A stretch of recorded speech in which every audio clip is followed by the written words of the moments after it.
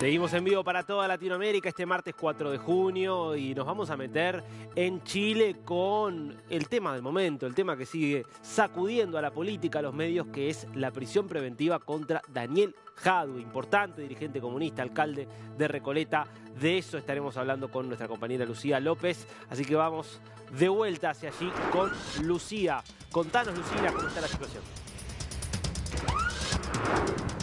Hola, ¿cómo estás, Darío? Sí, efectivamente continúa hoy el remesón político que significó la decisión de la justicia de dejar en prisión preventiva al alcalde de Recoleta y además, recordemos, expresidenciable y por supuesto todavía con la posibilidad de convertirse en candidato para las próximas elecciones, las del próximo año, como candidato presidencial, dado que estábamos hablando de un hombre que hace un par de años encabezaba las encuestas precisamente para ocupar el cargo del sillón presidencial, entre otras cosas por las gestiones realizadas y relacionadas con el proyecto de las farmacias populares. Y es en el marco de ese proyecto entonces que se realiza esta investigación que lo acusa de cohecho, estafa y otro tipo de delitos económicos que significan una investigación que tendrá que llevar la Fiscalía Centro Norte por 120 días, pero que en el intertanto lo mantiene en prisión preventiva según la decisión de la jueza Paulina Moya, entregada ayer,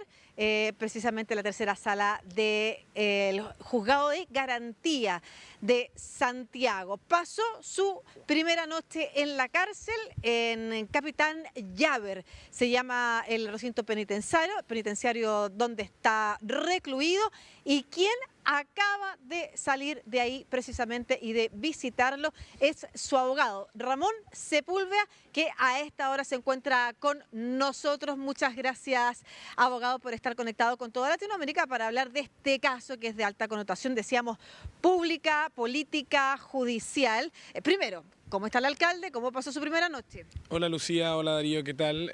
Mira, él está tranquilo, está con la convicción de no haber realizado ningún acto que implique efectivamente el haber defraudado al Estado, mucho menos de haber recibido algún dinero él de manera personal, que es una cuestión que quedó bien acreditada en las audiencias de la semana pasada. Por lo tanto él está tranquilo y con la convicción efectivamente de haber querido mejorar la vida de las personas de Recoleta y que indudablemente esa situación lo tiene hoy día por interpretaciones de la Fiscalía en una situación compleja. De manera personal él está bien, está físicamente bien, nosotros estuvimos ayer con él y hoy también, y sin lugar a dudas está con una situación anímica. Nadie quiere estar en esa posición, pero él está confiado de que como defensa vamos a poder revertir esta resolución, ya sea en la Corte de Apelaciones o en otra audiencia en el mismo Juzgado de Garantía. Bueno, de hecho tengo la información de que hay aproximadamente plazo de una semana hasta el sábado para presentar alguna solicitud, por ejemplo, a la Corte de Apelaciones para que se pronuncie respecto de esta medida cautelar que yo les contaba ayer, también es la medida más gravosa de nuestro sistema y que al menos miembros del Partido Comunista han salido ayer a señalar que les parece completamente desproporcionada. ¿Cuáles son las acciones que usted va a seguir? Sí, son 5 días de plazo, tenemos hasta el día sábado para presentar el recurso. Lo vamos a presentar en el curso de estos días, pero es probable que, como hay otra defensa de otro imputado, también vaya efectivamente a presentar un recurso y de esa manera los recursos se acumulen y esto se alegue el día lunes o martes en la Corte de Apelaciones de Santiago. Insisto, señalando como argumento base que no hay un peso en los bolsillos del alcalde y por lo tanto esta medida es absolutamente desproporcionada e injustificada a la luz de lo que es el caso por el cual se le ha formalizado. Ahora, ¿cuál sería la diferencia entre esta medida y otras que se han tomado con otros alcaldes o exalcaldes que también han estado en prisión preventiva? ¿Por qué se considera que en este caso es desproporcionada? Mira, es desproporcionada en primer lugar porque estamos hablando de un caso donde hay una serie de imputaciones en las cuales no hay ningún traspaso directo al alcalde de ningún tipo de dinero y por lo tanto efectivamente estamos frente a una situación donde pareciera ser primero injustificada a la luz de que hay cuestiones que se van a ventilar en un juicio oral y que se van a discutir, pero donde efectivamente no hay ningún hecho que se le impute donde él haya recibido un peso y eso lo dan cuenta los secretos bancarios alzados, dan cuenta los testimonios y por lo tanto es injustificado desde ese prisma y es desproporcionado porque sin lugar a dudas si el fundamento de la jueza justamente fue que él era un peligro para la sociedad por eventuales nuevos delitos que él pudiera cometer al estar a cargo de la Municipalidad de Recoleta, ese objetivo de la prisión preventiva se puede cumplir claramente con otra medida como la de arresto domiciliario total sin lugar a dudas o prohibición de acercamiento al municipio. Darío, voy a intentar, no sé si quiere compartir este audífono, quizás ahí para poder escuchar bien. Desde Argentina a Darío, nuestro compañero, tuvimos un problema con el audífono que él tenía en estos momentos conectado, así que Darío, probemos a través de esta vía si puedes hacerle alguna pregunta al abogado Sepúlveda. Doctor, ¿cómo le va? Gracias por este tiempo para toda Latinoamérica. Me gustaría preguntarle por qué cree, considerando que usted argumentó recién por qué considera que se está tomando una medida que es excesivamente gravosa y desproporcionada contra su cliente, ¿por qué la justicia actúa de esa manera? Mira, Darío, la justicia chilena de hace un largo tiempo viene de alguna manera demostrando o buscando demostrar imparcialidad respecto a las resoluciones judiciales que se toman y por lo tanto hay política en la Fiscalía de Persecución Criminal que buscan estandarizar las medidas que se piden en los distintos casos. A mí me da la sensación de que lo que la Fiscalía hace es pedir esta medida de prisión preventiva respecto del alcalde, justamente porque es un alcalde en ejercicio, porque es una figura política y porque de alguna manera busca demostrar que tanto con un alcalde de derecha como de izquierda la petición es la misma. Y respecto al tribunal, efectivamente creemos que hay una interpretación errónea de la magistrado de lo que son las reglas de determinación de cuándo una persona es un peligro para la sociedad, porque finalmente lo que ella hace es una aplicación casi matemática de los criterios que entrega el legislador para decretar una prisión preventiva y para estimar cuándo una persona es un peligro para la sociedad. Y esto, muy técnicamente, en Chile uno de los principales criterios para decretar prisión preventiva es número de delitos, gravedad de la pena asignada a los delitos y tipos de delitos relación al bien jurídico que protegen, que en este caso es el erario público. Esa aplicación matemática o esa aplicación como un checklist de los criterios creemos que es un error, porque sin lugar a dudas esos son los criterios que el legislador en el artículo 140 del Código Procesal Penal entrega, pero que el juez de la causa tiene que aterrizar a propósito de la situación que se da en concreto. Y en concreto, si bien los delitos que se le imputan a Daniel son delitos de penas que pueden ser altas en su conjunto, efectivamente estamos hablando de una persona que está involucrada o que se le imputan situaciones donde no hay un peso en sus bolsillos, donde no hay traspaso, donde no hay intercambios telefónicos. Y en ese escenario justamente creemos que es una resolución equivocada, contraria a derecho y que la Corte debería revocarla. Ahora, respecto a lo que hace la Fiscalía, justamente que también creemos que comete un error porque es distinto cuando estamos frente a un caso como el caso del alcalde de Vitacura, que entiendo yo que era de un partido de derecha, o otros casos que son de similares características al de Vitacura, donde efectivamente hay traspasos de dinero a cuentas personales, a cuentas de familiares, hay compra de bienes que son señaladas como lavado de activos, hay adquisición de vehículos, hay traspasos de dinero con maletines, no sé, cuestiones que evidentemente no se dan en este caso, por lo tanto creemos que si bien la Fiscalía busca mandar un mensaje de igualdad en la persecución penal, creemos que es una señal equivocada respecto a una persona que tiene una conducta intachable y que tiene una infinidad de proyectos que han cambiado la vida de los chilenos. A veces uno piensa que efectivamente un alcalde que es innovador y que busca cambiar la vida de sus vecinos, efectivamente se pone en riesgo porque se hacen imputaciones sin fundamento como esta respecto a decisiones administrativas respecto a la cual la justicia penal no tiene por qué intervenir, como por ejemplo que la justicia le imputa a Daniel el delito de fraude al fisco por comprar 345 prótesis porque según ellos no había dependencia tecnológica y le podían comprar a cualquier empresa. Se le compran a la Chifar, que es la asociación, y las prótesis auditivas se entregan. Eso es 2 más 2. Evidentemente cuando las prótesis se compran, se le entregan a los vecinos reciben este beneficio efectivamente gratuito, no hay un perjuicio patrimonial. Lo hicimos ver, pero el tribunal no lo estimó y esperamos que en las próximas instancias sí se tomen en cuenta y se puedan desvirtuar los delitos y además de cambiar esta medida cautelar que es desproporcionada ante la luz de cualquier ciudadano que pueda ver lo que pasó en este proceso. Ahora, antes de darte por favor de nuevo la palabra a Darío para que puedas contrapreguntar, solo especificar que la segunda parte que nos ha señalado el abogado tiene que ver con una opinión subjetiva respecto de la evaluación de la gestión o la idea de un alcalde innovador, no así lo que señala sobre la conducta intachable, que eso sí efectivamente es un término jurídico y ahí se refiere precisamente el abogado a que si no hay antecedentes, probablemente quizás la medida pudiera considerarse exagerada en otros casos. O en este caso en particular, por ejemplo. Por favor, adelante, Darío. Sí, doctor, ¿usted cree que puede haber entonces algún componente político? ¿Cree que su cliente puede estar siendo víctima de algún tipo de persecución, como se ha denunciado en otros casos en Latinoamérica? Mira, yo no creo que haya un caso de persecución política respecto de una persona de izquierda por cómo piensa, pero lo que sí yo creo es que en Chile hoy la justicia está haciendo una diferenciación Más que la justicia, Darío, la Fiscalía tiene la política criminal de pedirle prisión preventiva a cualquier persona que está en ejercicio en un cargo público o que es una figura política, mismas razones por las que hay un fiscal regional en la audiencia. Y eso creemos que es desvirtuar los principios del sistema, porque efectivamente los principios del sistema lo que establecen es que esta medida cautelar se tiene que establecer o decretar cuando es estrictamente necesario, y nosotros creemos que en este caso no lo es. Respecto a si hay una persecución política de Daniel por ser de izquierda, como ha ocurrido, según tú mismo señala en otros países, no es algo que yo pueda evaluar en este momento, porque si yo pensara así, tendría que pensar que no hay probabilidad de sacar al alcalde, y yo tengo la convicción de que a Daniel lo vamos a poder cambiar esta medida en el corto plazo. Por lo tanto, sigo creyendo en la justicia chilena y sigo creyendo que acá hay una mala interpretación legal de las normas de la prisión preventiva por el tribunal, y que la Fiscalía comete un error formalizando por hechos que no tienen fundamento de manera evidente según nuestras alegaciones.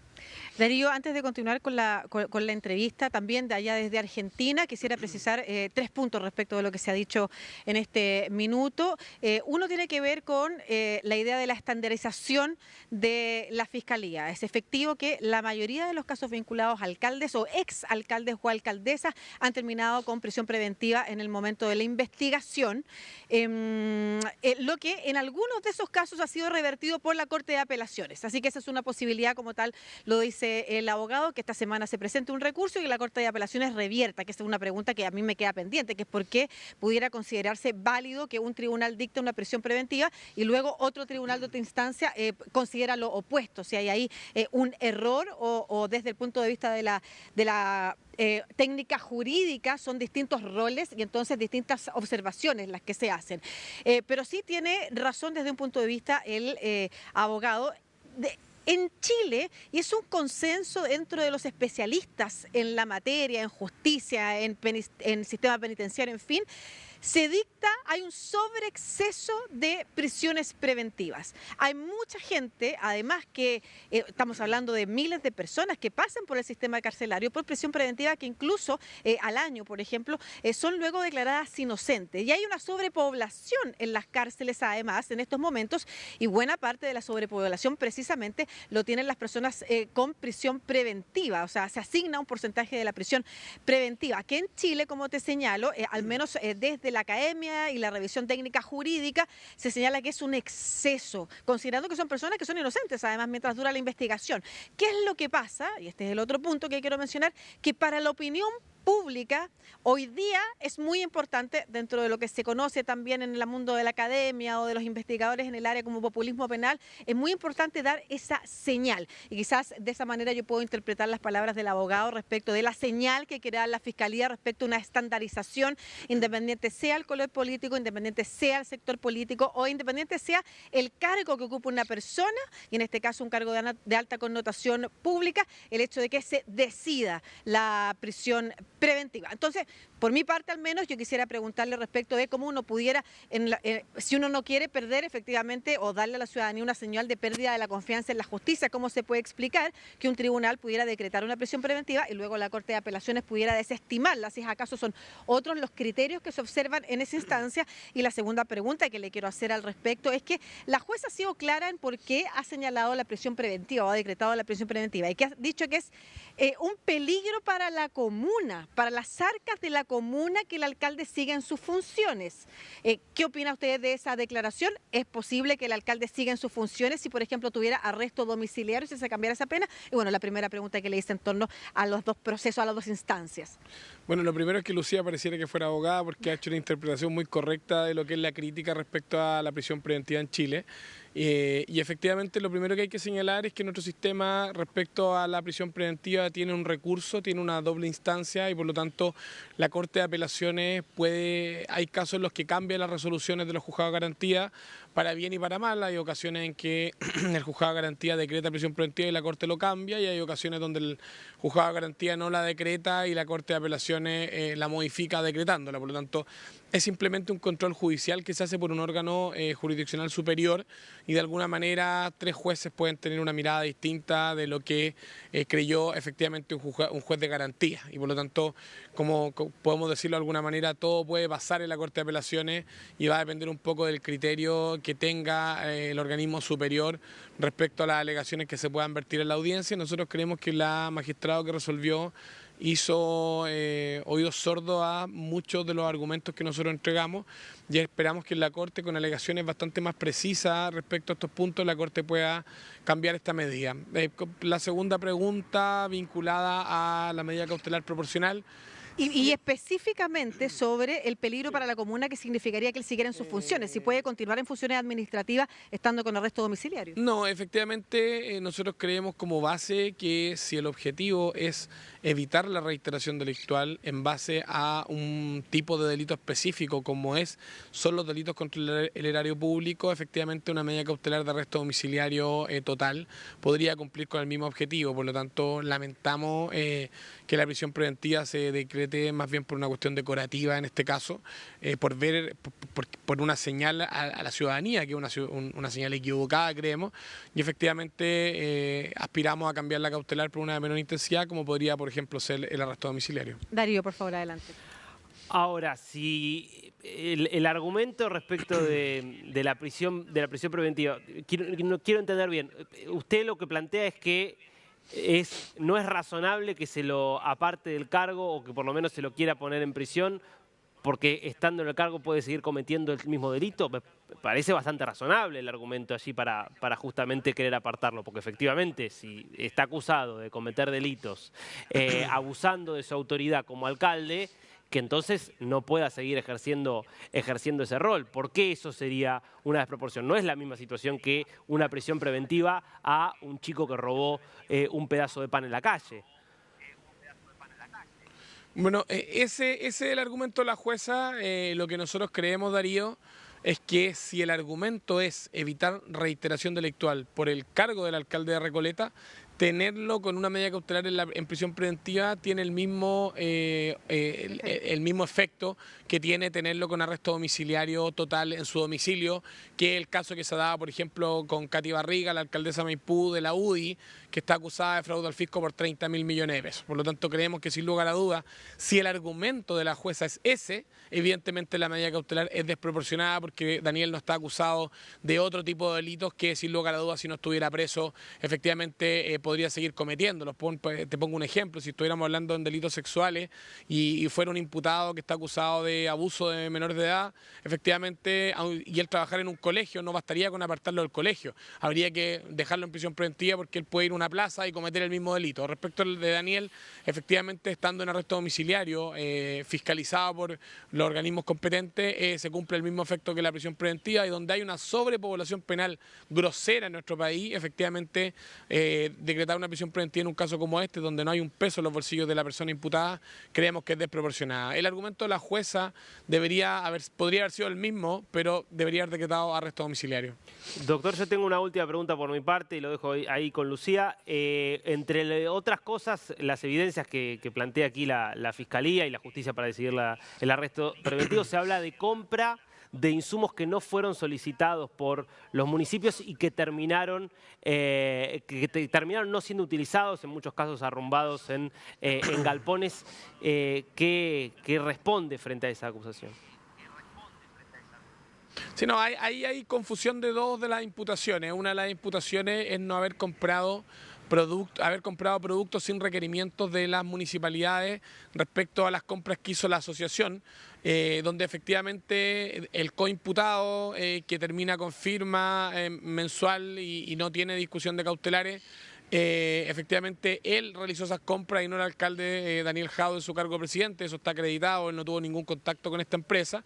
Y otra cuestión son estos medicamentos, estos productos arrumbados en una bodega que fueron unos glucómetros que se compraron efectivamente con los informes técnicos del doctor imputado también en esta causa, y que se compraron, y que el alcalde tuvo el mismo rol que tuvieron los concejales de aprobar esta compra, y que no se entregaron por cuestiones administrativas, pero que hoy día están ahí dispuestos para entregarse a la comunidad. Por lo tanto, ahí ya entramos más en una discusión de fondo, Darío, respecto a los elementos del tipo penal.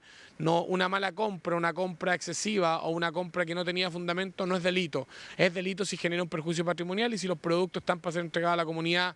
Y créeme que hay muchas personas en la comuna de Recoleta que necesitan esos glucómetros.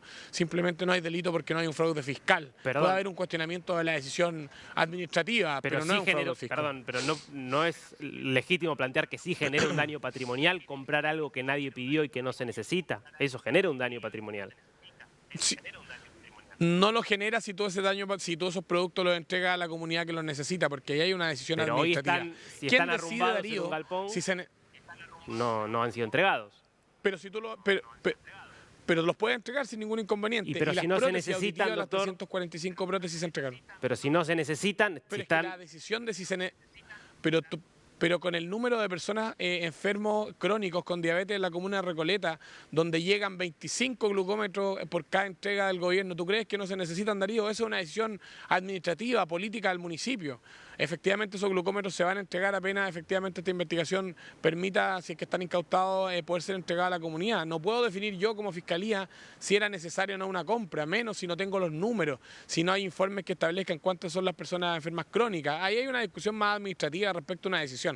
Y no es la fiscalía la que puede tomar esas decisiones, la toman los municipios. Ahora sí, quizá usted puede dar una explicación respecto del traspaso de recursos, perdón, voy a aprovechar de sacarle esto para que no le siga incomodando, del traspaso de recursos de una asociación a otra, de un municipio a la Asociación de Farmacias Populares, esa acusación también, si pudiera estar hablando de un daño quizás patrimonial. Es que esos traspasos de dinero fueron en dos casos por productos que se entregaron a la comunidad, y en el otro caso, que es el del medicamento, fue visado por una institución como la Universidad de Concepción, que llevó a nuestro cliente a votar a favor, igual que 5 concejales más, respecto a algo que entendíamos o entendía el alcalde se estaba efectivamente ejecutando. Ahí hay un error basado en un informe técnico. Yo no me imagino al expresidente Piñera cuestionando al ministro Mañalich por las vacunas que compraba. Si son organismos técnicos, son encargados sectoriales, y por lo tanto, además, donde la doctora que firmó ese informe queda con firma mensual y el alcalde con prisión preventiva, es algo evidentemente desproporcionado.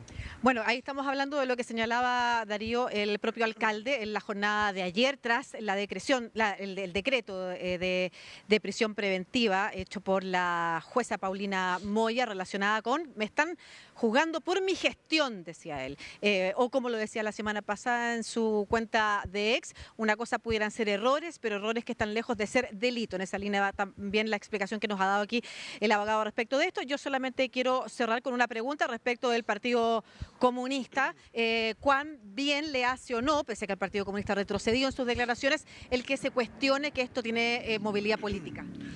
La verdad es que las consideraciones políticas son para que las hagan los políticos. Mi rol es más técnico y por lo tanto sobrepasaría mi rol en este caso, y por lo tanto será la ciudadanía y será el partido que tendrá que hacer ese análisis. Lo importante acá es que Daniel Jadwe es y va a ser una figura política importante, y el Partido Comunista, a diferencia de lo que ocurre con otros partidos, no tiene un peso en sus bolsillos que sea ilegal, y esta misma investigación así lo reconoce. Pueden haber situaciones administrativas, errores, malas interpretaciones, pero no hay ni un peso en los bolsillos del alcalde, y eso es muy importante. Perfecto, Ramón Sepúlveda, entonces abogado de Daniel Jadwe, y con eso terminamos esta nota desde Chile, Argentina. Adelante. Muchísimas gracias, Lucía. Bueno, seguiremos obviamente de cerca este caso que tanto impacto está teniendo.